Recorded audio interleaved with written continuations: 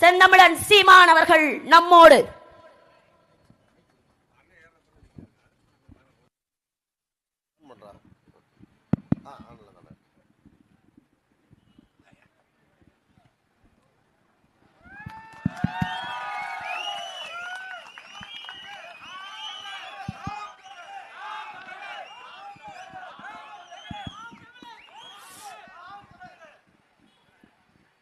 எங்களின் உயிரோடும் உணர்வோடும் கலந்து வாழுகின்ற அன்பு உறவுகள் அனைவருக்கும் வணக்கம்.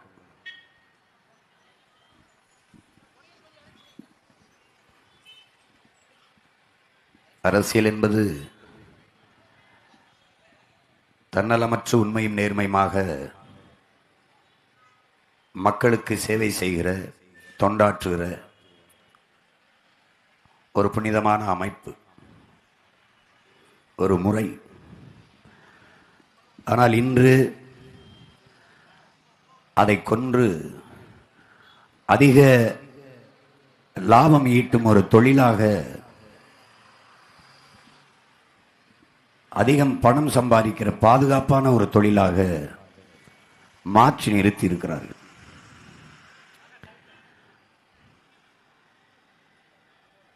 இலவச அறிவிப்புகளையே ஆட்சியின் சாதனைகளாக சொல்லுவது எவ்வளவு வேதனையானது என்பதை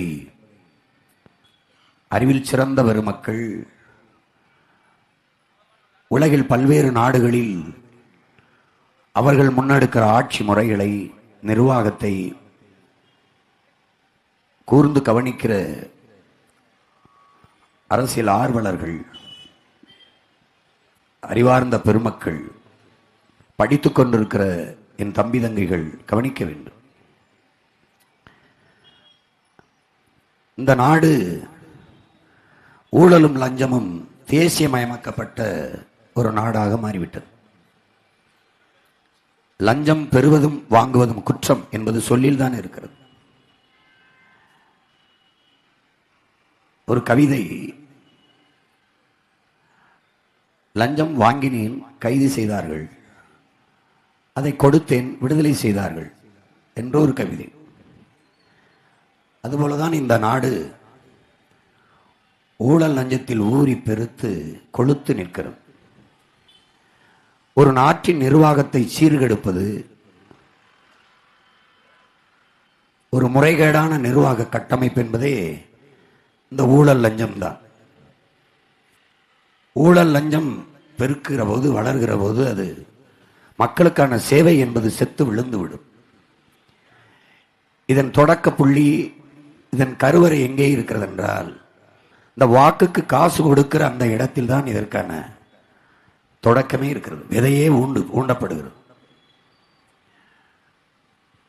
வாக்குக்கு காசு கொடுக்கிற போது, இலவசங்களை அறிவிக்கிற போதே அவன் நம்மளை ஏமாற்ற தயாராகிறான், ஏமாற்ற துணிந்து விட்டான் என்பதை நாம் எண்ணி தெரிய வேண்டும்.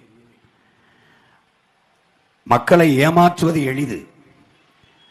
ஆனால் அந்த மக்கள் ஏமாந்து கொண்டிருக்கிறார்கள் என்று உணர்த்துவது மிகப்பெரிய கடினம் என்கிறான் மார்க் ட்வைன் என்கிற அறிஞன். அது மாதிரி என் மக்கள் பன்னெடு காலமாக ஏமாற்றப்பட்டு வருகிறார்கள். நீங்கள் ஏமாந்து கொண்டிருக்கிறீர்கள் என்று என் மக்களை விழிப்புணர்வடை செய்வதற்கு 15 ஆண்டுகளாக இந்த மண்ணின் வீதியெங்கும் உங்கள் பிள்ளைகள் கத்தி வருகிறோம். என் அன்பு பெற்றோர்களே, என் அருமை உடன் பிறந்தார்களே, இந்த களத்திலே நிற்கிற கட்சிகள், அதனுடைய கடந்த கால ஆட்சி முறை, செயல்பாடுகள், இப்போது அவங்க முன்வைக்கிற வாக்குறுதிகளை என் சொந்தங்கள் எண்ணி பார்க்கணும். என்னென்ன செஞ்சிருக்காங்கன்னு. இத்தனை முறை ஆண்டு திருப்பி தேர்தல் வரும்போது, தேர்தல் அறிக்கை தயாரிக்கிற போது மக்களிடம் வந்து பிரச்சனையை கேட்க வருகிறார்கள். அப்படி என்றால் அதிகாரத்தில் இருக்கும்போது மக்களின் பிரச்சனை என்னவென்றே தெரியாமல் ஆட்சி செய்து கொண்டிருந்திருக்கிறார்கள். ஆட்சி முடியும் போது உங்களின் கனவு என்ன என்று கேட்கிறார்கள். அப்ப இவ்வளவு நாள் மக்களின் தேவை என்ன, மக்களின் கனவு என்ன, இதுவெல்லாம் தெரியாமலே ஆட்சி செய்து கொண்டிருந்திருக்கிறார்கள். இத்தனை ஆளுகள் ஆட்சி செய்தவர்கள் அடிப்படை தேவைகளை கூட நிறைவேற்ற விட முடியாத அளவிற்கு நம் மக்களை வைத்திருந்திருக்கிறார்கள். திருப்பி வருகிற போது 1000 கொடுத்ததை 2000 உயர்த்துகிறார்கள், 5000 உயர்த்துகிறார்கள், 10,000 உயர்த்துகிறார்கள். மிக்சி கிரைண்டர் எல்லாம் கொடுத்தாகிவிட்டது, இப்ப ஃப்ரிட்ஜுக்கு வந்திருக்கிறார்கள். இப்படி ஒவ்வொரு தேர்தலிலும் ஒவ்வொன்றை அறிவித்துக் கொண்டே இருக்கிறார்கள் என்றால் இந்த 5 ஆண்டு காலத்தில் வளர்ச்சி என்கிற சொல் எங்கே போயிருந்தது? மக்களின் தன்னிறைவு, தற்சார்பு, வாழ்வு, மதிப்புமிக்க, மாண்புமிக்க, பெருமைமிக்க வாழ்க்கை என்பது என்னானது? ஒவ்வொன்றுக்கும் அரசிடத்தில் கையேந்தி நிற்கிற நிலையிலேயே தன் நாட்டுக்குடிகளை ஒரு அரசு வைக்குமானால் அது எப்படிப்பட்ட ஆட்சி முறை? அது எந்த மாதிரியான ஆட்சி? இதை என் அன்பு சொந்தங்கள் யோசிச்சு பார்க்கணும். இப்ப இந்த களத்தில் நிற்கிறது 2 பெரும் கட்சிகள், திமுக, அதிமுக ரெண்டும் பெரிய கட்சிகள், கூட்டணிகளை, எல்லா கட்சிகளையும் இதுக்கு மேல கூட்டி அல்றதுக்கு குப்பை இல்லைங்கிற அளவுக்கு எல்லாத்தையும் கூட்டி ஒன்று சேர்த்து வச்சிருக்காங்க. உங்கள் பிள்ளைகள் நாங்கள் தனித்துவத்தோடு உயர்ந்த தத்துவத்தோடு தொடர்ந்து களத்தில் நிற்கிறோம். காரணம், கொள்கையில் தெளிவு, குழப்பமில்லாத முடிவு, இலக்கை குறித்தாய் விட்டது, நோக்கம் சரியானது, பாதை தெளிவானது, பயணமும் சரியானது, எங்கள் உழைப்பு கடுமையானது, அதனால் வெற்றி உறுதியானது, ஆனால் பயண தூரம் சற்று அதிகமானது. அதனால்தான் தொடர்ந்து உங்கள் பிள்ளைகள் எங்கள் இலக்கை நோக்கி பயணித்துக் கொண்டே இருக்கிறோம். தடுமாற்றம் இல்லாது, தளர்ச்சி இல்லாது தொடர்ந்து ஓடிக்கொண்டே இருக்கிறோம். ஆனால் இந்த கட்சிகள் ஒவ்வொன்றும் எடுத்திருக்க முடிவை பாருங்கள். இந்தியாவை யார் ஆள்வது என்றால் பாரதிய ஜனதா காங்கிரசுக்கு பின்னாடி இந்த திமுக, அதிமுக நிற்கும். தமிழ்நாட்டை யார் ஆள்வது என்று வந்தால் இந்த திமுக, அதிமுக பின்னாடி இந்த பாரதிய ஜனதா காங்கிரஸ் நிற்கும். ஆனால் இதில் எந்த கட்சி ஒரே கட்சிகளோடு கூட்டணி இருந்திருக்கு? ஒரு நாள் பாரதிய ஜனதா திமுகவோட இருந்திருக்கு, ஒரு காலத்தில் காங்கிரஸ் அதிமுகவோட இருந்திருக்கு, இப்போது பாரதிய ஜனதா அதிமுகவோட இருக்கிறது. இவர்கள் மாறி மாறி ஒரு தேர்தல் வெற்றிக்காக, அற்ப தேர்தல் லாபத்துக்காக கோட்பாடுகளை மாற்றி, கூட்டணிகளை மாற்றிக்கொண்டே இருக்கிற ஒரு கூட்டம். போன முறை 2024 பிஜேபியோட சேரக்கூடாது, அதோட கூட்டணி இல்லை என்று விலகி வந்த அதிமுக இம்முறை எதற்காக கூட்டணி வைத்தது? போன முறை சொன்ன குறைகள் களையப்பட்டு விட்டதா? பாரதிய ஜனதா மேல வச்ச குற்றச்சாட்டு இம்முறை தீர்க்கப்பட்டதா? பாரதிய ஜனதா சொன்ன குற்றச்சாட்டு, என் தம்பி அண்ணாமலை அதிமுக ஒரு ஊழல் கட்சி, திமுக ஒரு ஊழல் கட்சி என்று குற்றம் சாட்டினார். அடுக்கடுக்காக ஆதாரங்களோடு குற்றம் சாட்டினார், சான்றுகளோடு. இப்போது அந்த ஊழல் குற்றம் சாட்டப்பட்ட அதிமுக ஊழலற்ற கட்சியாக மாறிவிட்டதா? தலைவியே ஊழல் குற்றச்சாட்டுல சிறையில் இருந்தபோது எப்படி அந்த கட்சி ஊழலற்ற கட்சியாக மாறிவிட்டது? இப்போதுக்கு கூட்டணி வைத்தீர்கள். அப்போது பாரதிய ஜனதா மதவாத கட்சி என்று சொன்னவர்கள் இப்போது மதவாதத்தை விட்டுவிட்டு வெளியேறி வந்துவிட்டதா? எதற்காக கூட்டணி வைத்தீர்கள்? இதுதான் பிழைப்புவாதம், சந்தர்ப்பவாதம்.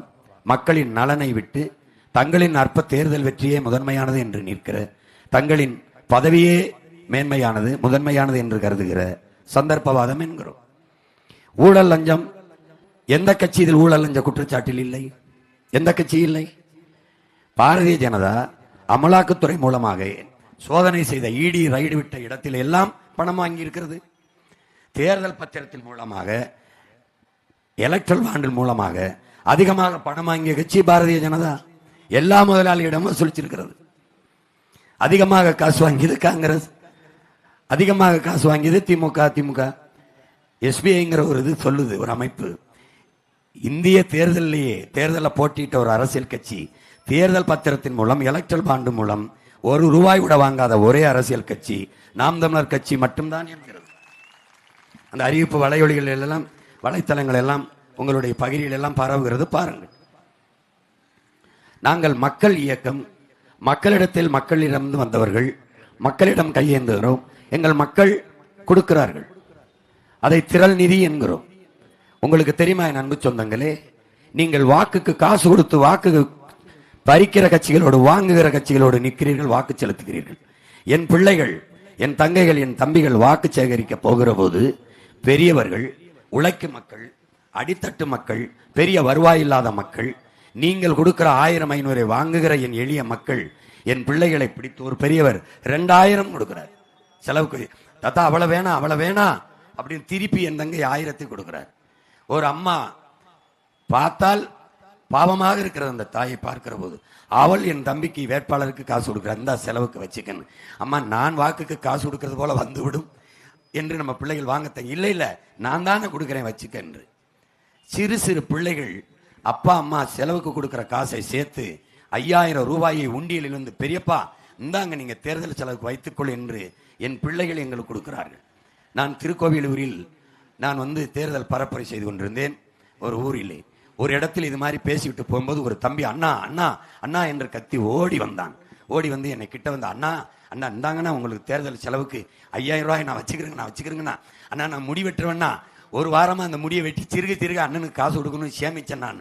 அந்த தம்பிக்கு தான் நான் இந்த களத்தில் யாரோடும் சேராம எத்தனை 1000 கோடி பேரம் பேசினாலும் எவ்வளவு பதவியை தருகிறோம் என்ற ஆசை காட்டினாலும் பதவி ஆசையும் பணத்தாசையும் முக்கியமல்ல, என் இனம் வெல்வதும் வாழ்வதும் மீள்வதும் தான் கனவு என்று இந்த எளிய பிள்ளைகள் வைத்திருக்கிற நம்பிக்கையை கொலை செய்து விடக்கூடாது, கொன்று விடக்கூடாது.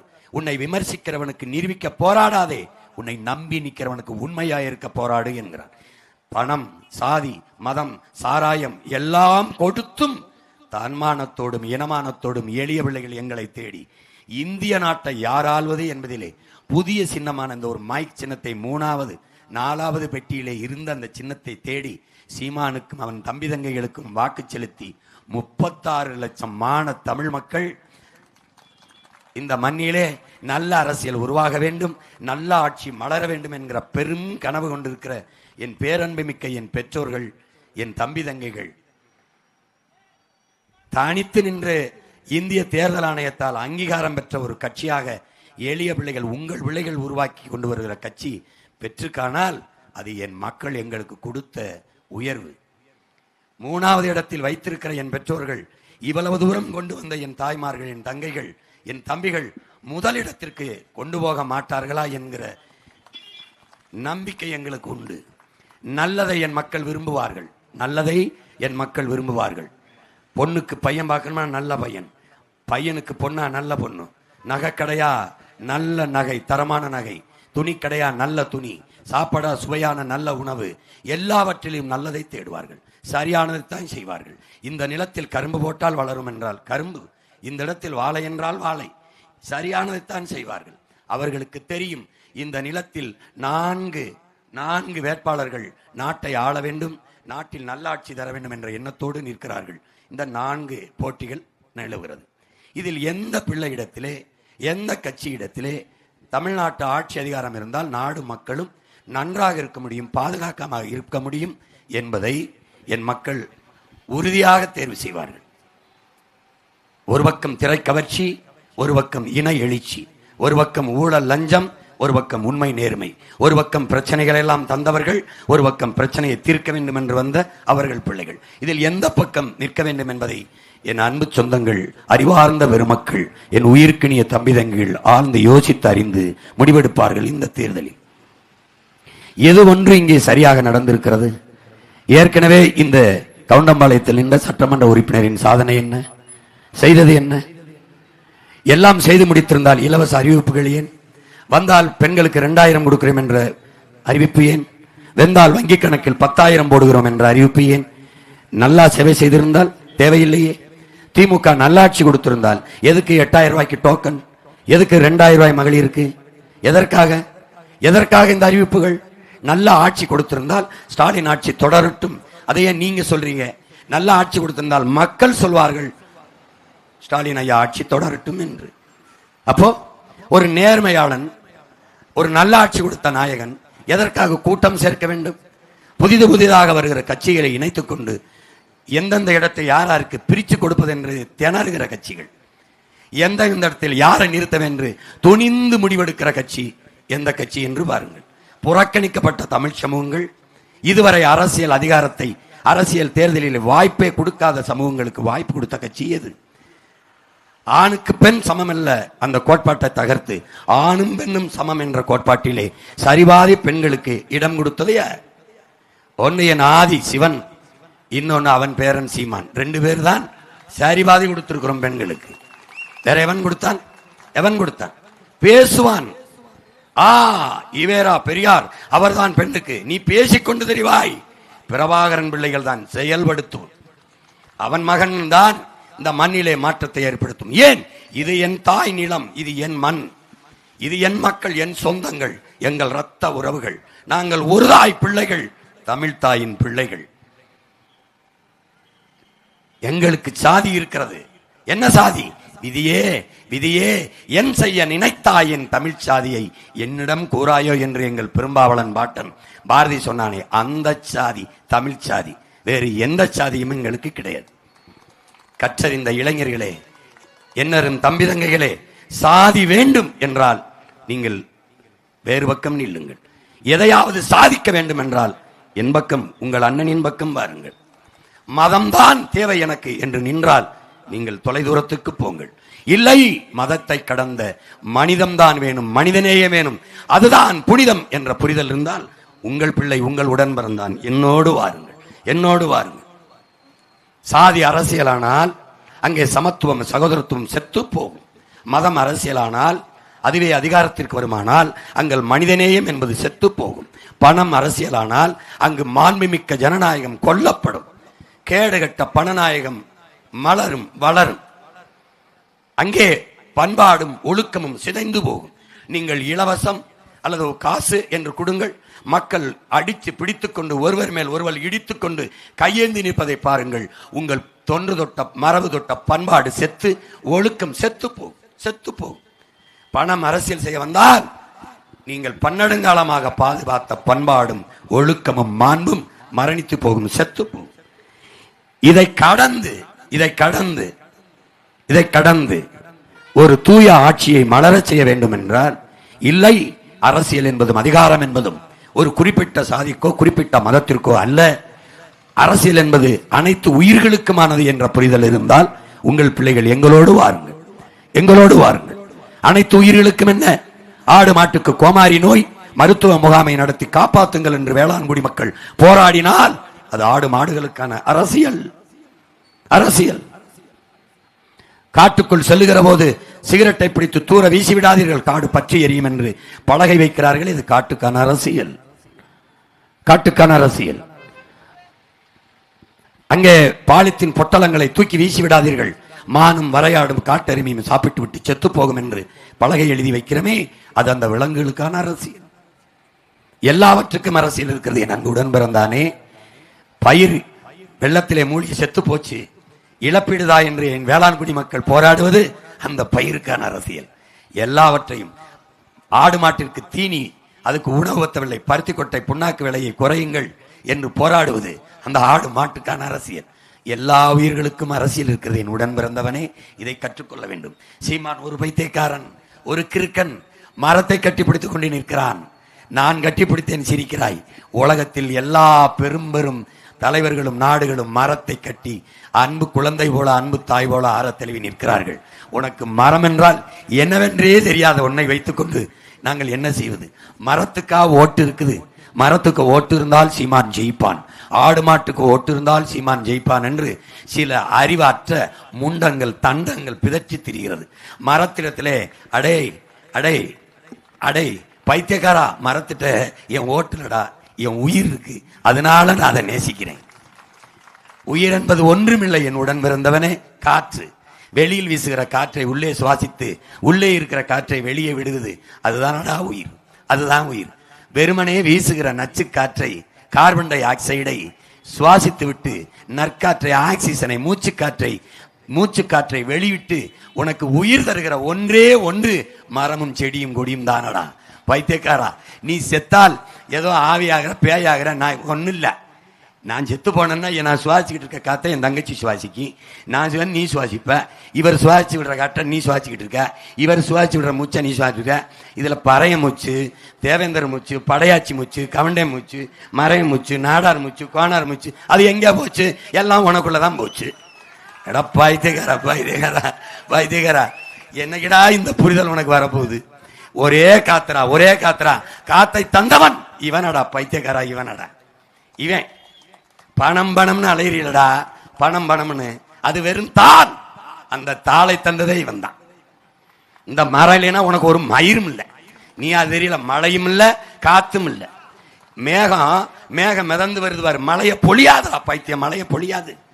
அப்ப யாரு நெல்லை எப்படி அறுவடை செய்து கொண்டு வருகிறோமோ அப்படி நீரை அறுவடை செய்து கொண்டு வருகிற ஆற்றல் உலகத்திலேயே இந்த மரங்களுக்கு மட்டும்தான் இருக்கு. அதாண்டா மரம் வளர்ப்போம் மழை வருமோன்னு இந்த மழை எங்க எழுதி வைக்கிறாங்க, ஒரு மரக்கண்டையும் நட்டதில்லை. உன் பிள்ளைதாண்டா சொல்றேன். பல கோடி பனைத்திட்டம் 10 கோடி, பல கோடி பழைத்திட்டம் 10 ஆண்டு பசுமை திட்டம் அறிவிச்சு ஆட்சிக்கு வருவதற்கு முன்பு பல லட்சம் மரக்கண்டுகளையும் பனைக்கண்டுகளையும் நட்டு வருகிற பிள்ளைகள் நாங்கள்.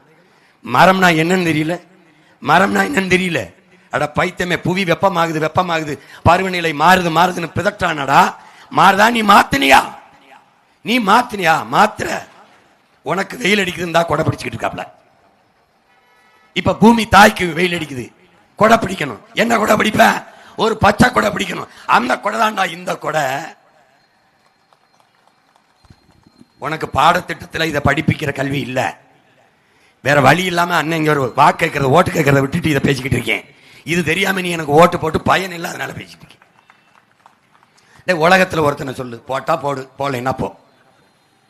நீ ரெட்டலை உதயசூரியனுக்கு போட்ட ஓட்ட, கை சாமரைக்கு போட்ட ஓட்ட, எனக்கு போட்டா தான் என்ன, போடலைன்னா தான் என்ன? போட்டு தான் நாட்ட. ஒரு அம்மா கன்னியாகுமரியில இருந்து பேச்சு, யாரு சீமானா? ஆமாம்மா, நான் உன் பேச்சையெல்லாம் கேட்பேன், உனக்கு தான் போடணும்னு போனேன், ஆனா ஒரு ஓட்டை போட்டு ஒரு வீணாயிருமோ அப்படின்னு கை சின்னத்துல போட்டேன். 50 வருஷமா போட்டு நாட்டை வீணாக்கி விட்டு ஒரு ஓட்டை வீணாக்கிறதுக்கு வருது. அடுத்த முறை உனக்கு போடுறேன். சீமா வரணும். எப்படி வரணும்? நீ போட்டா தான் வருவேன். வரணும்.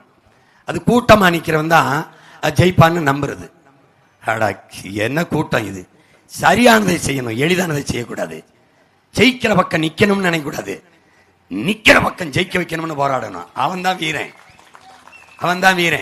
நீ என்ன நினைக்கிற? நீ நாங்க என்ன சின்ன பசங்க வெல்ல மாட்டோம் நினைக்கிறியா? நான் வீரன். ஏன் நீ தான் பெரிய கட்சியாச்சே, எல்லாம் 100 ஆண்டு ஆயிடுச்சே, திராவிட நூற்றாண்டு இது 50-55 வருஷம் ஆச்சு. அதிமுக ஒத்தை அணியில் ஒண்டி கொண்டு ஒரு சின்ன பையலுக்கு 10 ரூபாய் கையில காசு இல்லாம உண்டியல் குளிக்கிட்டு ஒத்தையா நிக்கிறான். நீ எது கூட்டம் செத்துக்கிட்டு வர? நான் எத்தனை பேர் வேணாலும் வாடா மோதி பாப்பம்ங்கிறல்ல. எத்தனை 1000 பேர் நின்றாலும் எதிர்த்து, ஆனால் எவனையும் எதிர்பார்த்து நிற்காதேங்கிற தத்துவத்தை படித்த வேணாம். ஏன் 22 நாடுகள் உலக நாடுகளின் துணை கொண்டு சிங்களன் எங்களை வீழ்த்த வந்தான். என் தலைவனின் ராணுவத்தை ஒற்றை மகன் வெறும் 25,000 பேரை வச்சு சண்டை செஞ்ச மரவண்டா என் தலைவன் பிரபாகரன். அதே மாதிரி கூட்டம் செதிரு. நீ 100 பேர் முன்னாலும் என் ஒரு ஆளை குறி வைப்ப, நான் ஒரு ஆள் உங்க 100 பேரை குறி வைப்பேன். ஏன்னா நீ என்ன கூட்டம் செத்துக்கிட்டு வர? நீ கூட்டத்தில் நிக்க யாருக்கு துணிவும் வீரமும் தேவை? அப்படி கத்திட்டு போயிடலாம். தனியா நிக்க தாண்டா வீரமும் துணிவும் தேவை. எனக்கு நேர்மை இருக்கு, உள்ளத்துல நேர்மை இருக்கு, தூய்மை இருக்கு, துணிஞ்சு தனிச்சு நிக்கிறேன். 100 விழுக்காடைய மண்ணைய மக்களை காதலிக்கிறேன், நம்புறேன். தன்னையும் நம்பாம மக்களை நம்பாதவன் தான் 2 தொகுதியில் போய் போட்டிடுவான். ஆனா வசனம் பேசுறது, நான் மாஸ், நான் பிளாஸ்ட், நான் உச்சம், என்னடா பெரிய ஹீரோனா தனிச்சு நிக்கணும்டா, ஒரே தொகுதியில் நிக்கணும்டா, கான்பிடன்ட் வேணும்டா, நம்பிக்கையோடு இருங்க நம்ம வெல்லுவோம் அப்படின்னு. உனக்கே நம்பிக்கை இல்லை, எதுக்கு 2 தொகுதியில் போய் நிக்கிற? டேய் 2 முறை நின்று தோத்துக்கண்டா நானு, ஆனாலும் 3வது முறை என் காரைக்குடியில் போய் தனிச்சு நிக்கிறேன் ஒரே இடத்துல. என் பிள்ளைகள்லாம் கூப்பிட்டான், திருவொற்றியூரில் நிப்போ 2 போடுவோம் அப்படின்னு. என் கோட்பாட்டுக்கு எதிர். ஒருத்தன் ஒரு பதவியில் இருக்கும்போது இன்னொரு பதவி போட்டி போடுவது ஜனநாயக துரோகம், மக்கள் விரோதம். ஒருத்தன் ஒரே நேரத்தில் 2 தொகுதியில் போட்டி போடுவது மக்கள் விரோதம். இது எங்க கொள்கை நிலைப்பாடு. நாங்க தோற்றம், வரலாற்றில் எங்க அளவுக்கு வேணும் தோற்க முடியாத அளவுக்கு தோற்றம். யாருக்கிட்ட? எங்க ஆத்தாட்ட, என் அப்பன்ட்ட, என் மாமன்ட்ட, என் மச்சன்ட்ட பெருமையா இருக்குடா. என்னை தோக்கடித்தவன் என் தாய் தந்தையர் தான். இன்னைக்கு வீழ்த்துவான்டா, இன்னைக்கு அடிப்பான், இன்னைக்கு திட்டுவான். ஒரு நாள் உச்சி முகந்து இந்த பிள்ளைகளை கொண்டாடுகிற காலமும் வரும். நாங்கள் எடுத்து வைக்கிற கருத்தை, கோட்பாட்டை கவனி. உங்கள் பிள்ளைகள் காசை முன்னிறுத்தி அரசியல் செய்யல, ஆகச் சிறந்த கருத்தை முன்னிறுத்தி அரசியல் செய்யறோம். கோடிகளை கொட்டி அல்ல, உயர்ந்த கொள்கைகளை முன்னிறுத்தி அரசியல் செய்யறோம். எது சரியா இருக்கு எனக்கு போடுங்கன்னு நான் சொல்லல. எது சரியா இருக்கும் அது போடுங்க. நாட்டுக்கு எது நல்லா இருக்கும் அதை போடுங்க. வேளாண்குடி மக்கள் நிறைந்து வாழ்கிற என் மண்ணிலே நீங்களே வேளாண்மை சின்னத்துக்கு விவசாயிக்கு வாக்கு செலுத்தவில்லை என்றால், இல்ல வேற நாட்டில் இருந்து ஆப்பிரிக்கா, அமெரிக்கா, ஆஸ்திரேலியா இருந்து போடுவானா? எவன் போடுவான்? எல்லா விவசாயம் ரோட்ல போட்டு அந்த ஆட்சிக்காரங்க போட போறியா? நீ போராடின இடத்துல உன் பக்கத்தில் ஒண்ணு இந்த மகனுக்கு போட போறியா?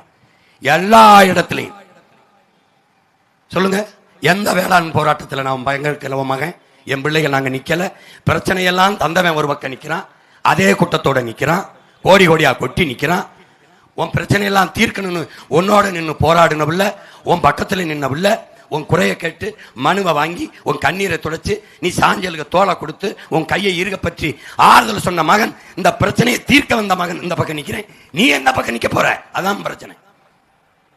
நீ மறுபடியும் பிரச்சனையை தந்தவன்ட்டே அதிகாரத்தை கொடுத்தீங்கன்னா ஒன்றும் செய்ய முடியாது. ஐயா ரஜினிகாந்த் சொன்ன மாதிரி ஆண்டவனாலும் உங்களை காப்பாற்ற முடியாது. ஏற்கனவே ஆண்டவங்களால தான் பிரச்சனை. மறுபடியும் அந்த கொடுமைக்காரன் ஆட்சி அதிகாரத்தை கொடுத்தீங்கன்னா ஒன்றும் பண்ண முடியாது. இப்போ 2 வயசு பிள்ளைய கற்பழிச்சு கொள்றான். நீ மறுபடியும் ஆட்சியை கொடுத்தீங்கன்னு வச்சுக்க, பிறந்து கையில் எடுத்தோடனே கற்பழிச்சு கொண்டு போடுவான். நீ என்ன பண்ணுது இந்த அரசு? என்ன செஞ்சிருச்சு? எத்தனை காவல் நிலைய மரணங்கள், எத்தனை கற்பழிப்பு கொலைகள், எவ்வளவு படுகொலைகள், எவ்வளவு ஊழல் லஞ்சம், எவ்வளவு வளை கொள்ளை. இது எப்படி சகித்துக்கிற? எப்படி சகித்துக்கிற? எப்படி உனக்கு தூக்கம் வருது? இப்பவே இவ்வளவு பிரச்சனை இருக்கே, உன் பிள்ளைகளை இந்த நிலத்துல இத்தனை பிரச்சனைகளோட விட்டுட்டு போறியா? குடிக்க தண்ணி வச்சிருக்கியா? உன் பிள்ளைக்கு படிக்க கல்வி வச்சிருக்கியா? பார்க்க வேலை வச்சிருக்கியா? சாப்பிட நஞ்சு இல்லாத உணவு வச்சிருக்கியா? உன் நெஞ்ச தொட்டு சொல்லு. மாம்பழத்தை நீ அப்படியே நம்பிக்கையோட வாங்கி சாப்பிட முடியுமா? திராட்சை பழத்தை சாப்பிட முடியுமா? சொல்லு.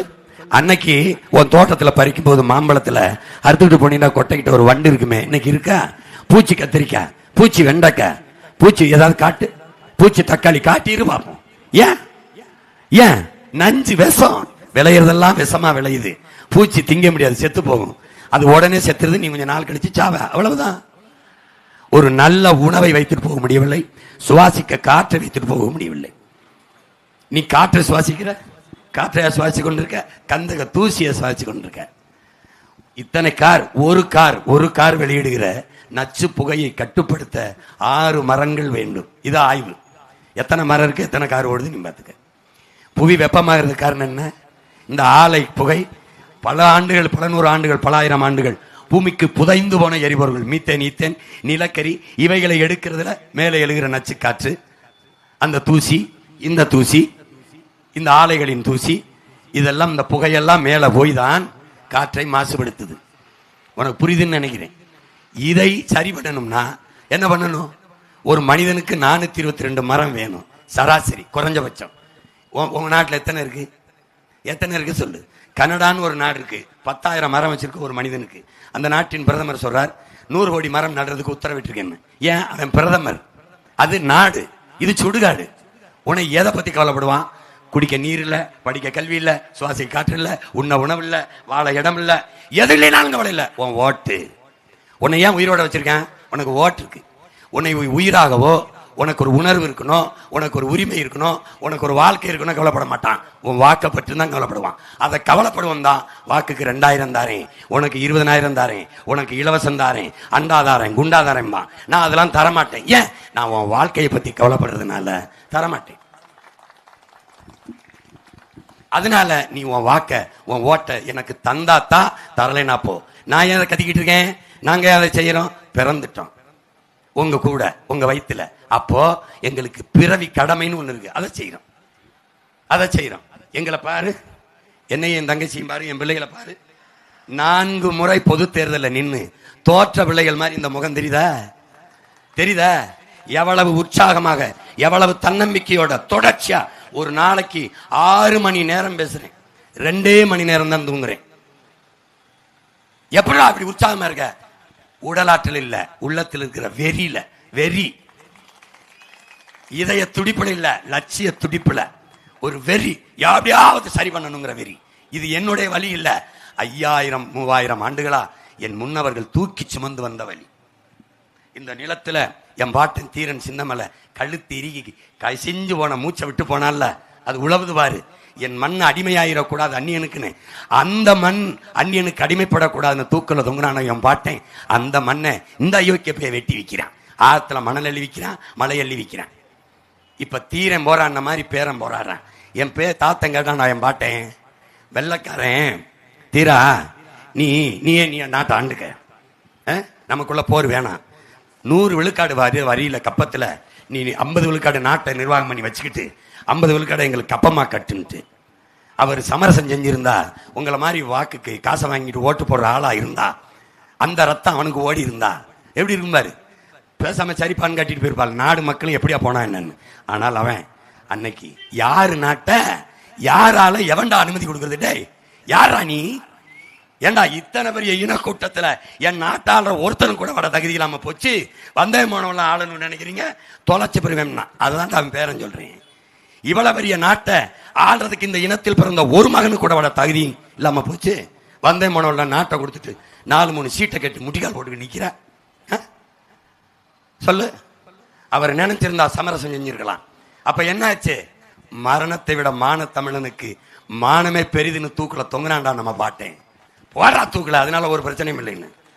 அப்படிப்பட்ட வீர பரம்பரையில வந்து தமிழ் அறிவியல் மொழி இல்லை மாண்ட அந்த அயோக்கிய திராவிட திருடங்க உலகத்துல 1800-2000 ஆண்டுக்கு முன்னாடி ஓடுகிற நீரை தடுத்து பாசனத்திற்கு பயன்படுத்தி விட முடியும்னு உலகத்துக்கு காட்டினவன் ஓம் பாட்டண்டா கரிகால் சோலை.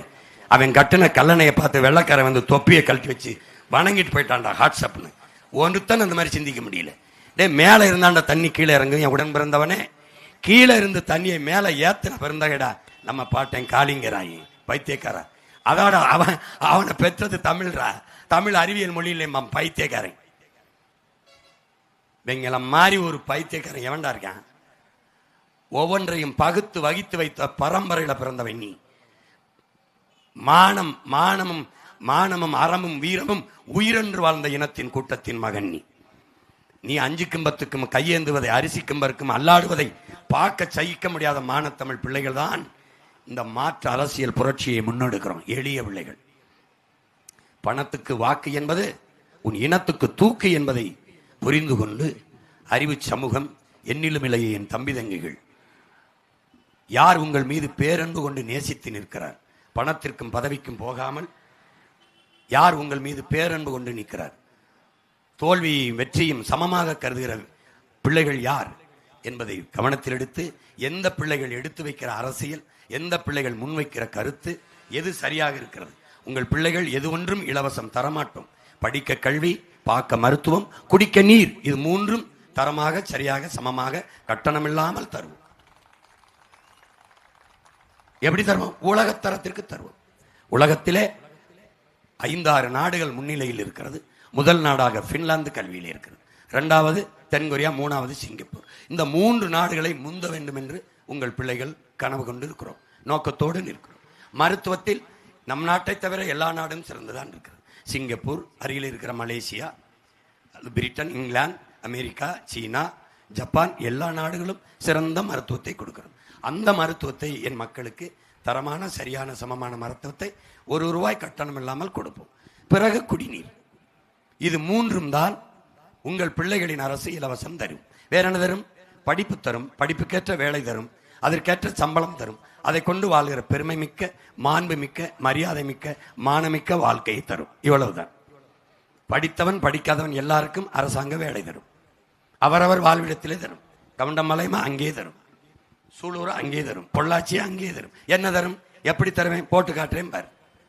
நிலமும் வளமும் சார்ந்த தொழிற்சாலைகள், வேலை வாய்ப்பு, வளர்ச்சி, கணக்கில்லாத வேலையை தருவேன். நீ செய்யறதுக்கு தயாரா இருக்கணும். அவ்வளவுதான், அவ்வளவுதான். எந்த வேலையும் செய்யலாம் என் உடன் பிறந்தவனை. இழிவல்ல, எந்த வேலையும் செய்யாமல் இருப்பதான் இழிவு. அதை தெரிந்து கொள்.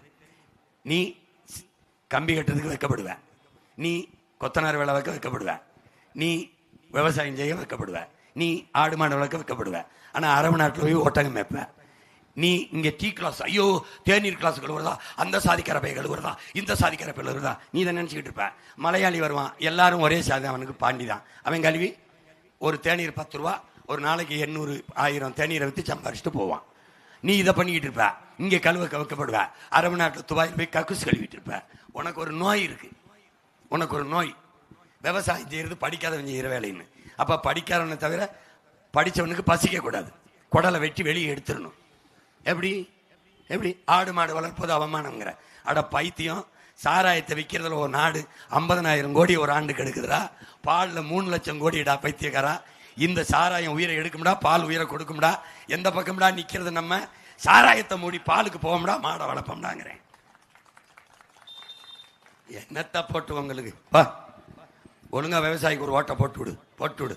போய் கேட்டுட்டு போய் படுத்துறாத. சித்தப்பா பெரியப்பா மாமன் மச்சான் கூட படிச்சவன் அண்ணன் தம்பி எல்லாருக்கும் சொல்லு. ஒருத்தன் கத்திக்கிட்டு இருக்கான், அவன் என்ன கத்துறானாது கேளு. டேய், நாய் குலைச்சா கூட திரும்பி பார்க்கறேடா, என்ன நாயின்னு 15 வருஷமா கத்திக்கிட்டு இருக்கேன்டா, என்னை பாடுறா. உனக்காக தான்டா கத்திக்கிட்டு இருக்கேன், உனக்காக தான் கத்துறேன். என்ன பேசுறதுன்னு தெரியாம மக்களின் பிரச்சனையை எழுதி வச்சு படிக்கிற பைத்தியக்காரங்களுக்கு ஓட்டு போடுறீங்களாடா. மக்களின் உங்க பிரச்சனையை மனசுல இருந்து இதயத்திலிருந்து எடுத்து பேசுறவன் பக்கத்தை பாரு, எப்படி கத்துறோம் கதறோம்னு பாரு, எவ்வளவு அக்கறையா பேசுறோம் பாரு. அரை விழுக்காடு 1 விழுக்காடு ஓட்டு வச்சிருக்கவனுக்கே கூட்டணி கூப்பிட்டு நோட்டும் சீட்டும் கொடுக்குறான். அப்ப என்னை எவ்வளவு கூப்பிட்டுருப்பாங்க? ஏன் நான் போகல? உன்னை விட்டுட்டு போக மனம் இல்லை. நான் வாழணும்னா போயிருப்பேன். நாடு மக்களும் வாழணுங்கிறத நான் தனியா நிக்கிறேன். புரிஞ்சுக்கிட்டு உன் பிள்ளைக்கு ஓட்டப்படு. கூட்டணின்னு அலையாத. கூட்டணி வைக்கிறவன் ஒரு தவறை எல்லாரும் சேர்ந்து செஞ்சா அது சரியாயிருமா? ஜெயிச்சு வந்து மறுபடியும் என்ன ஊழல் லஞ்சமா ஆட்சி நடத்திடுவார? கொலைக்குள்ளாம இப்ப இல்லாம போயிருமா? டாஸ்மார்க்க மூடிடுவாங்களா? சொல்லு. பார்த்து மொத்த கட்சி கூட்டணிய ஒத்த கட்சி எதிர்த்து நிற்கும். உங்க மொத்த கட்சி கூட்டணிய எங்க ஒத்த கட்சி மோதி வெல்லும். மொத்தத்துல வீர வேணும் சுடலமாடா. இந்த வித்தைகளை கத்துக்காம சத்தியத்தை ஒத்துக்காம கத்துனா போனதெல்லாம் கிடைக்குமாடா தம்பி, கத்துனா போனதெல்லாம் கிடைக்குமாடா. ஓட்ட கேட்க கைய எடுத்து கோட்டையில பைய எடுத்து கோடியா அடிக்கிறானே சுடலமாடா. ஓட்ட கேட்க கைய எடுத்து கோட்டையில பைய எடுத்து கோடியா அடிக்கிறானே சுடலமாடா. இவன் நம்ம நாட்டை கூட ராத்திரியில் வேலை பேசி வித்து விடுவான். நாட்டை கூட ராத்திரியில் வேலை பேசி வித்து விடுவான். லஞ்சத்துக்கு பிறந்ததுதான் நம்ம நாடடா தம்பி, லஞ்சத்துக்கு பிறந்ததுதான் நம்ம நாடடா. அடுத்த வேலை சோத்துக்கு இல்லை, அடகு வைக்க பண்டம் இல்லை. யாரால இந்த நிலை சுடலமாடா? நம்ம கெடுத்தது சாமி இல்ல, பாடுபட்ட பூமி இல்ல. கேடுகட்ட சுரண்டல் முறையே தெரியுமாடா தம்பி, கேடுகட்ட சுரண்டல் முறையே தெரியுமாடா. மொத்த கட்சி கூட்டணிய ஒத்த கட்சி மோதி வெல்லும். மொத்தத்துல வீர வேணும் சுடலமாடா. இந்த வித்தைகளை கத்துக்காம சத்தியத்தை ஒத்துக்காம கத்துனா போனதெல்லாம் கிடைக்குமாடா. என் அன்பு சொந்தங்களே, என் அருமை உடன் பிறந்தார்களே, உங்கள் மதிப்புமிக்க வாக்கை மாற்றத்திற்காக நிற்கிற ஒரு மகத்தான புரட்சிக்காக நிற்கிற உங்கள் பிள்ளைகள் எங்களுக்கு செலுத்தி வெற்றி பெற செய்யுங்கள். விவசாய சின்னத்திற்கு வாக்களிப்போம். வருங்கால தலைமுறை பிள்ளைகளுக்கு வாழ்வளிப்போம் என்கிற உறுதியை ஏற்போம். வரலாறு நமக்கு கையளித்திருக்கிற அரிய வாய்ப்பு, காலம் நமக்கு கையளித்திருக்கிற ஒரு மகத்தான கடமை இந்த தேர்தல்.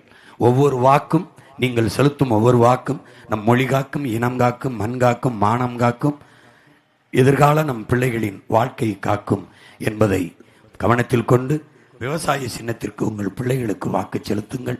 இந்த கவுண்டம்பாளையம் தொகுதியிலே போட்டியிடுகிற என் அன்பு தங்கை கலாமணி ஜெகநாதன் அவர்களுக்கு விவசாய சின்னத்திலே வாக்கு செலுத்தி வெற்றி பெற செய்யுங்கள்.